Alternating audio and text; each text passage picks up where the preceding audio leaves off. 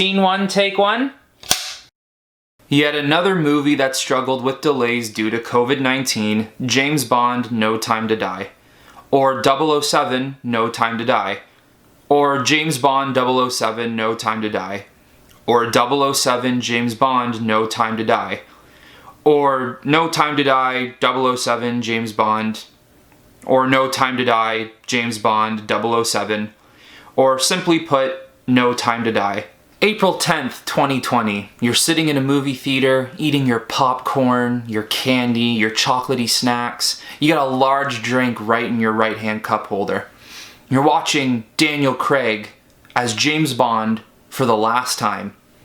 But then you wake up and you realize that COVID is still around and it is slowly continuing to take everything away from you. November 12th is the new day you now have to wait for James Bond in the UK. November 20th is the day you will have to wait when you are in Canada and America. That's a solid 7 to 8 month wait for a movie that has been done for over a year now. Unless I'm out of the loop and I don't really know, you gotta count that movie lucky, and you gotta give credit to that marketing team for not letting any shred of that story come out to the public at all. If it is out to the public, I'm glad I don't know, because I don't want to know how his story ends. We all know this is Daniel Craig's last time as James Bond, and I'm sure it's bound to be a good one. If anyone has seen my Tenet video, you all know how much I love IMAX.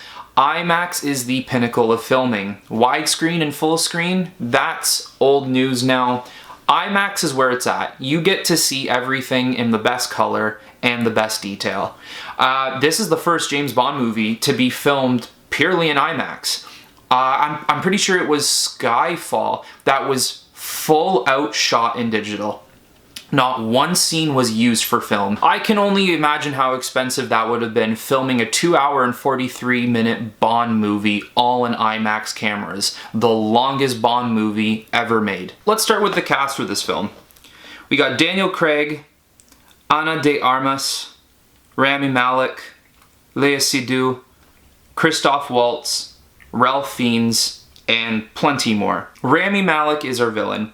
He is apparently playing a blind character, and that is really all we know about him. Even in the trailers, we haven't seen much about his character and who he is. Christoph Waltz will be making an appearance once again as his evil adopted brother from what I believe he was in Spectre. Léa Seydoux, who played his love interest, is returning from Spectre.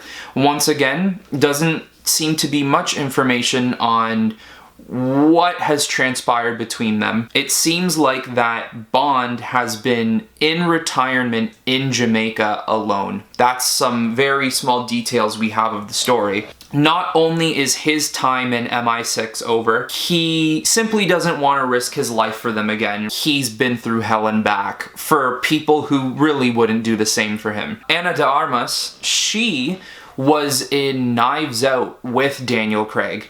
And from what I heard, Daniel Craig enjoyed working with Ana so much that he got her a job in James Bond. Once again, I have no details on who her character is.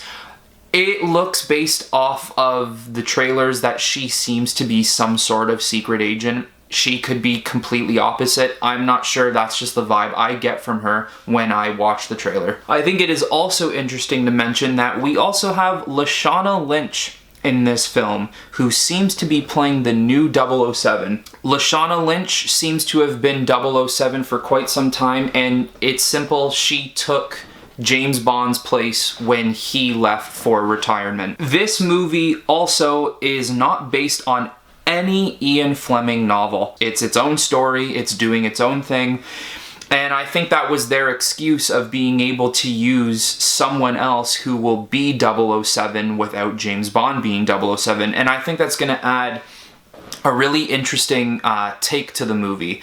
The fact that the consequences of the people that James Bond loves is going to require him to come out of retirement and essentially save the day.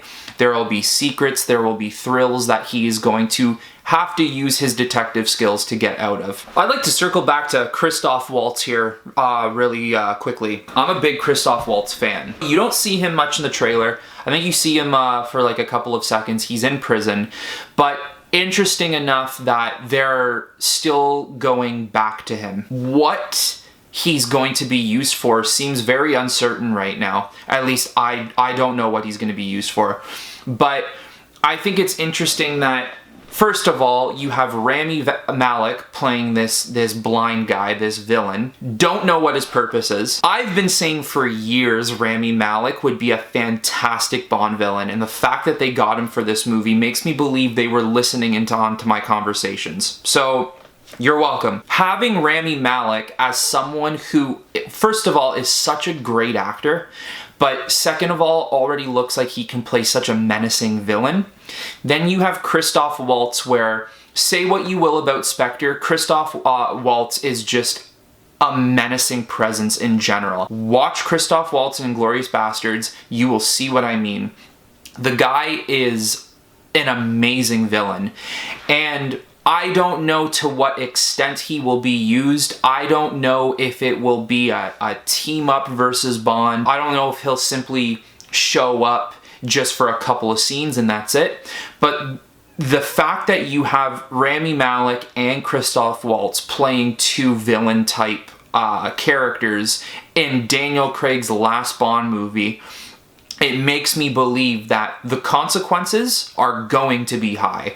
If you're gonna end his story here, you gotta make it extravagant. You gotta make it big. It has to explode. So I believe that is the reason both of them are in this movie. I think another thing that's just gonna make this movie completely stand out is the fact that Hans Zimmer is composing this film. Hans Zimmer's a legend. Hans Zimmer just knows so many different sounds, and he knows how to capture his audiences so well. Go through a list of movies he's done and tell me one soundtrack that wasn't really that good. I'm gonna say at least 90%, if not more, is a pure masterpiece. Ones I can think of off the top of my head usually are Nolan films. You got Dark Knight, you got Inception, you have Interstellar, you have Dunkirk.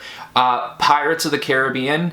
I mean, I'm not a big fan of Pirates, but his work on Pirates is awesome. Like, I don't even really need to, all I need to think of is Pirates, and I can already think, you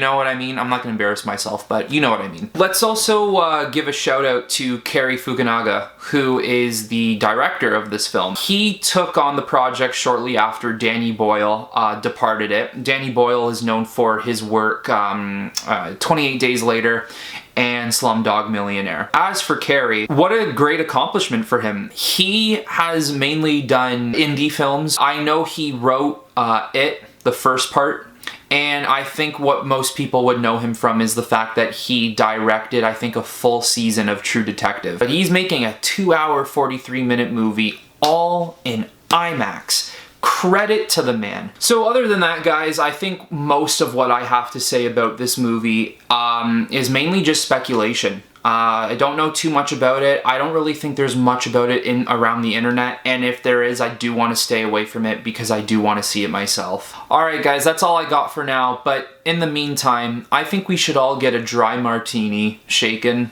not stirred.